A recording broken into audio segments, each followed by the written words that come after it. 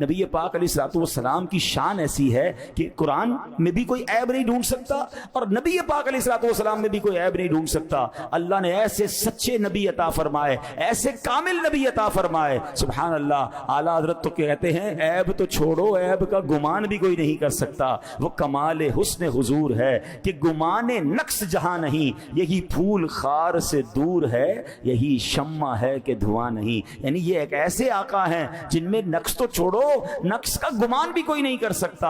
اللہ نے ایسا کامل و اکمل ہمیں آقا علیہ الصلوۃ والسلام عطا فرمائے. اب ایک بار کیا ہوا کہ کچھ غیر مسلم بڑے بڑے عالم بیٹھے اور باتیں کرتے کرتے ان کا موضوع نبی پاک علیہ الصلوۃ والسلام کی طرف ہو گیا کہ پیارے آقا علیہ الصلوۃ والسلام کے بارے میں بات کر رہے تھے. سب غیر مسلم تھے, اچھی باتیں تو نہیں کرنی تھی انہوں نے, کوئی عیب ڈھونڈتے ہیں معاذ اللہ, کوئی غلط بات کرنا سچاتے ہیں. اب بات شروع ہوئی تو کسی نے معاذ اللہ برائی کے طور پر بیان کیا کہ نبی پاک علیہ السلام نے یعنی مسلمانوں کے نبی نے تو 11 نکاح کیے. اس کو عیب سمجھ کر بیان کر رہے تھے. سب ان گستاخیوں میں اپنا اپنا حصہ ملا رہے تھے, معاذ اللہ برا بھلا کہہ رہے تھے. ایک اور غیر مسلم بیٹھا تھا, خاموش بیٹھا تھا کہ تم بھی تو کچھ کہو اس بارے میں. تو کہتا ہے کہ میں تمہاری باتیں سن کر اب اس بات کے نتیجے پہ پہنچا ہوں, اسلام تو سچا دین ہے, محمد علیہ الصلوۃ والسلام واقعی سچے رسول ہیں, میں کلمہ پڑھ کر مسلمان ہو رہا ہوں. کہہ رہے عجیب بات کر رہے ہو, ہم ان کے خلاف بات کر رہے ہیں, ہم ان کے عیب معاذ اللہ تلاش کر رہے ہیں, ان کے بارے میں بری باتیں کر رہے ہیں, اور تم ہماری باتیں سن کر مسلمان ہونے کی بات کر رہے ہو. تو کہتا ہے میں نے تمہاری برائیاں جو تم کرنے کی کوشش کر رہے ہو اس میں نے غور سے سنا.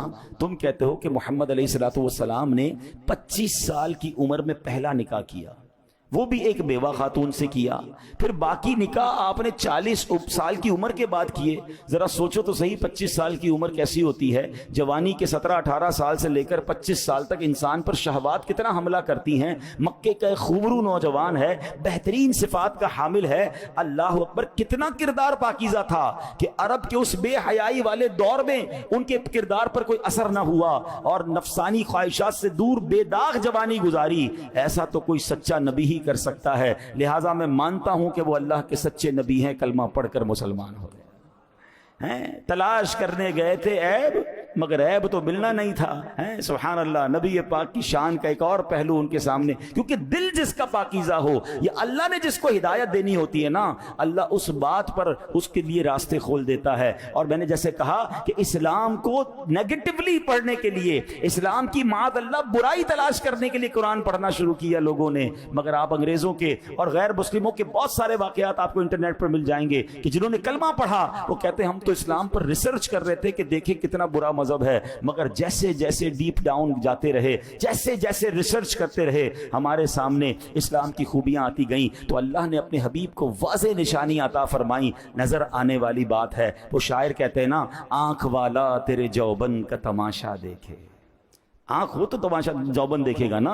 آنکھ والا تیرے جوبن کا تماشا دیکھے, دید اے کور کو کیا آئے نظر کیا دیکھے. ارے جس کی آنکھیں ہی نہیں ہیں اس اندھے کو کیا نظر آنا ہے. تو اللہ پاک ہمیں نور والی آنکھیں عطا فرمائے, روشن دل عطا فرمائے, اسلام پر سچا یقین نصیب فرمائے اور نبی پاک سے محبت نصیب فرمائے.